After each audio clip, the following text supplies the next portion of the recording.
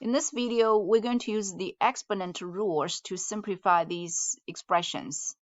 Now we see a lot of exponents. So first of all, we see an exponent of -2 here. And in the parentheses, what we call the base has multiplications. So one of the formulas we have before is if we have something times something, let's say A times B, or if we have C in the base, and we have, let's say, exponent, for example, 2, and that just means we have a squared equals a squared and b squared. In general, if it's n, we just distribute the exponent n to each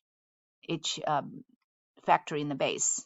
So here, this is the first formula we're going to apply. We're going to distribute the exponent to everything in the base, not only the numbers and variables, but also the number 3. So everything in the base will share this common exponent, -2. So which means we can take the exponent separately, individually. So we're going to get 3 to the -2nd, x fourth to the -2nd, and y -2nd to -2nd, and then z third to the -2nd.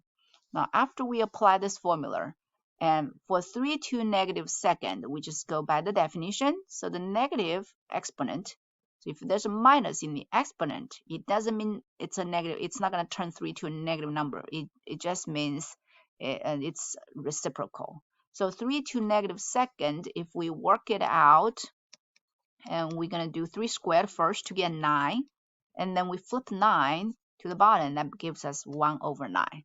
So for the first part, that's what we do. We go by definition.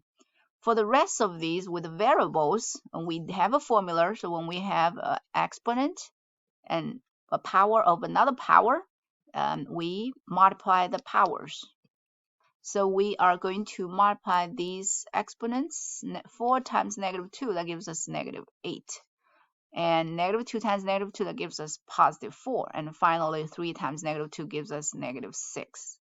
So after we apply the formulas and or definitions, we end up with this answer. What we need to do one more step is we want to eliminate these negative exponents. And so how do we eliminate the negative exponents? Again, that's by the definition. For example, x to -8, what does that mean? It means this minus sign means you flip, or you do take the reciprocal of whatever. So you do 8 copies of x, which gives us x to the 8th, but it's like x8 to 1. But you have, because of this minus sign, we're going to have to flip x to the 8th to the bottom, and 1 to the top, so that's going to give us 1/x to the 8th. 1/x to the 8th. And similarly, z to the -6 will also be turned into, so first you do z to the 6, and then flip to the bottom, you get 1/z to the 6. But y to the 4th, we don't need to do anything because 4th is a positive exponent. So we only need to get rid of the negative exponent. So for example, what's the meaning of x to -8th? It means you take 8 copies of x and then you flip it. So we're going to get this answer. And notice what I kind of rearranged everything. So 9 is in the denominator, so it will still be in the denominator. And x to the 8th, remember, when we flip to the bottom, so x to the 8th is the denominator or the bottom. And then y4, we didn't flip it, so y4 will stay in the top. Because it's positive, we don't flip it. We only flip the ones with negative exponent. Because this one is negative, so we flip to the bottom. So all the negatives will be flipped to the bottom. And 9, actually, also it's because it's -2. We flipped it to the bottom. Flipped the 9 to the bottom. So a quick way to do this would be, so you can put a long line for the fraction, and first the top has a 1, the bottom has a 9. Bring down this because there's no negative exponents anymore. We already did that. But when you see x to -8, you flip to the bottom, and y4 is positive, it stays in the top. Z to -6, it's negative exponent, flip to the bottom. So you get this immediately. I mean, of course, this 1 can be omitted because anything times 1 is itself.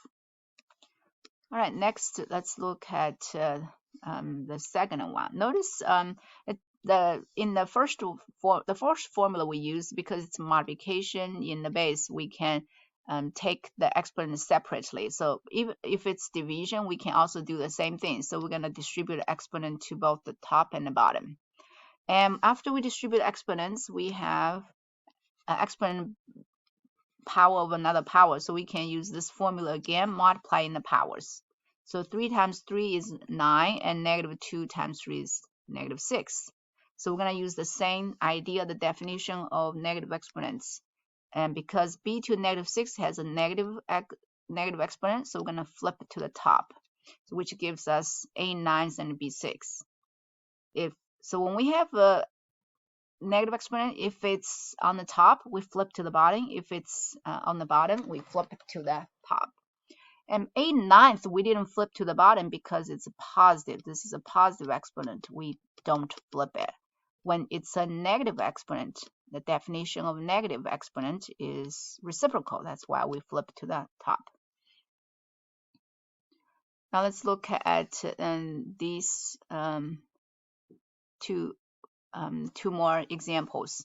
So in this case, we see that we have a division. So we're going to have to separate to multiple division problems. And the last one is multiplication. So you will just have to multiply a number and a number, the variable with the same base. So these two are very similar. One of them is multiplication, the other is division. So after we separate them into 4 division problems, so first we divide 3 by 5 to negative first power. And again, negative first means flip. So we can flip this to the top to get 5. So 5 to negative 1, after we flip it to the top, we actually going to get 5 to the first. But 5 to the first, the negative is going to disappear because we flipped it to the top. And after we flip this to the top, the bottom has nothing, or you can put a 1 there, but 1 doesn't really do anything. So the 5 to the first, I could just put a 5 there. And that 3, we don't do anything because it doesn't have a negative exponent. So how did I get 15? Because after I flip 5 to the top, I got 3 times 5, that's 15. Now when we divide the variables, we apply the formula 5 minus 1, which is 4, x to the 4th. Top exponent minus the bottom, 5 minus 1. And negative 4 minus 4 gives us negative 8. And z means z to the first. 1 minus 2 is negative 1. So all we need to do after we apply the formula of subtracting exponents, and this is one of the formulas we learned previously. When we do division, we subtract the exponents. Now we just need to get rid of this negative 8 exponent and this negative 1 exponent. And if they are in the top, we flip to the bottom. If they are in the bottom, we flip to the top. So now since we don't really see any denominators, so these are treated as numerators. So we're going to flip these two to the bottom. After we flip them to the bottom, we get y to the 8th and z to the first. The first can be omitted. 15 and x fourth, I didn't flip them to the bottom because they don't have a negative exponent. See, 4 means 4 is positive. And also 15 doesn't have exponent, means 15 to the first. It's also positive. So that's why these two, we have to keep them in the numerators, but the ones with negative exponents will be flipped to the bottom. Okay, so this is a division question. We subtract the exponents. For multiplication problem, we add exponents. So we're going to first multiply 6 and 7 to get 42, a fifth times a to the negative fifth. So we're going to add the exponents, 5 plus negative 5. That gives us 0. And then for b's, we get negative 3 plus 1, because b means b to the first. We get negative 3 plus 1, which gives us negative 2. So 6 times 7 is 42. And b negative third times b first is b negative second.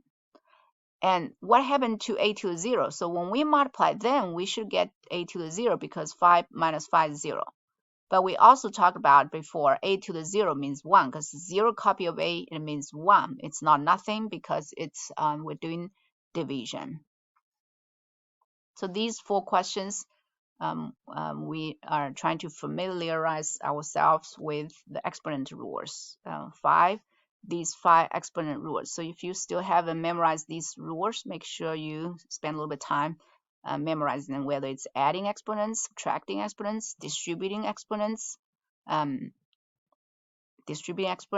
or multiplying exponents.